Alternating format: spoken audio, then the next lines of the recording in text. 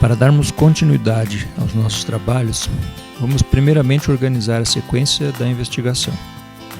No episódio 2, produzimos resultados na condição de objeto distante e o nosso ajuste experimental permitiu uma separação entre a lente e o iluminador de aproximadamente 51 vezes a distância focal.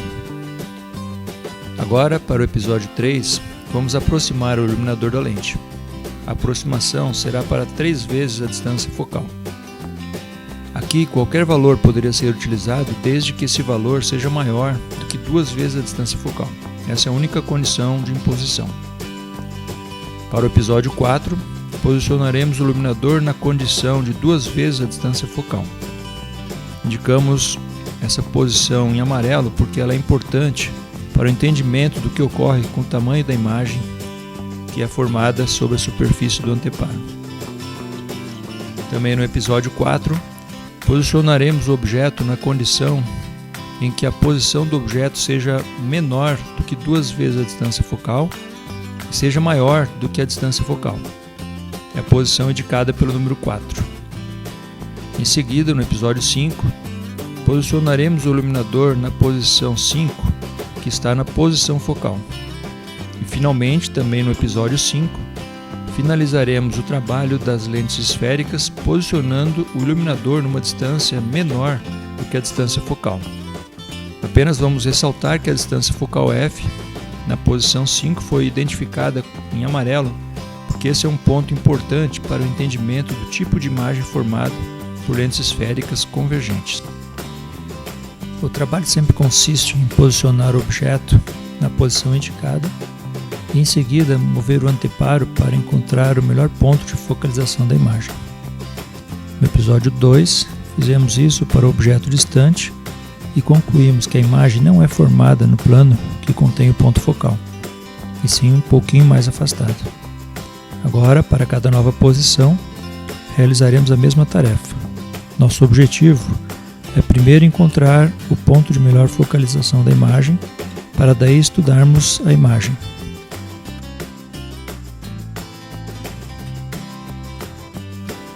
Então vamos para o ponto de número 2, que está localizado a uma distância de 3F, que em nosso caso é de aproximadamente 1065 mm.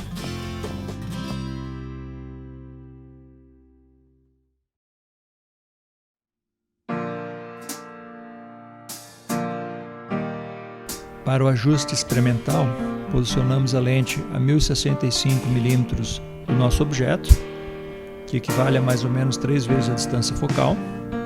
E agora vamos acionar o LED central. Vamos então rodar um pouco a imagem para realizar uma aproximação para visualizar com maior detalhe a superfície do anteparo.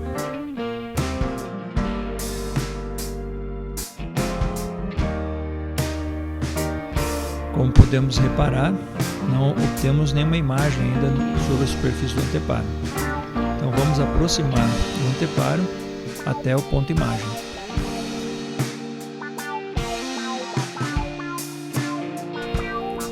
Aqui está mais ou menos a posição do ponto imagem. E finalizamos assim o ajuste para a realização do estudo da imagem para o objeto próximo na distância aproximada de 3 vezes a distância focal.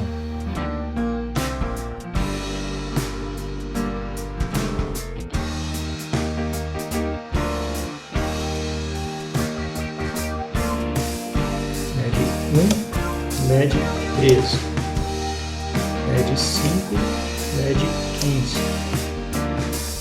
Na horizontal, LED 3, LED 14, LED 7, LED 16.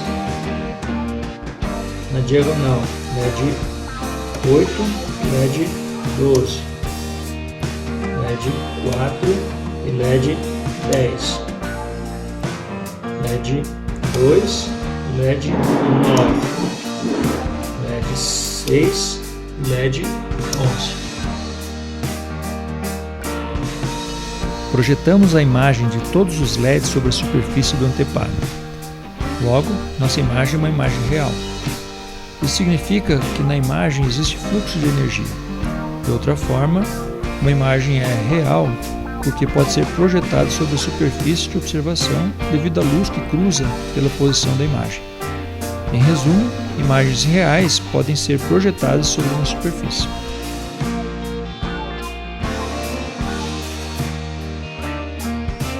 Estudando o tamanho de imagem, eu posicionei uma régua referencial que foi criada, que tem exatamente a separação dos LEDs. Estou com o LED central acionado. Agora eu vou acionar o LED 1 e o LED 5. Como podemos observar, a dimensão da imagem, por leitura direta, é menor que a dimensão do objeto.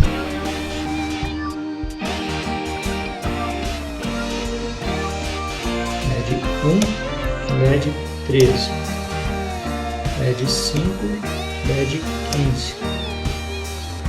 Na horizontal, LED 3 e LED 14, LED 7 e LED 16. Vamos agora fazer uma rotação da imagem em torno do eixo óptico.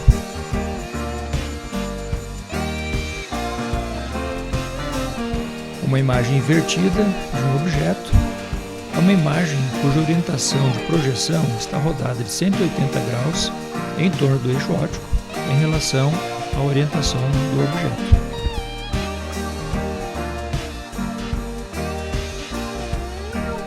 Um segredinho experimental. Veja à sua direita que a imagem do objeto é formada por reflexão na interface da superfície da lente. Assim fica mais fácil de verificar a orientação da imagem em relação à orientação do objeto.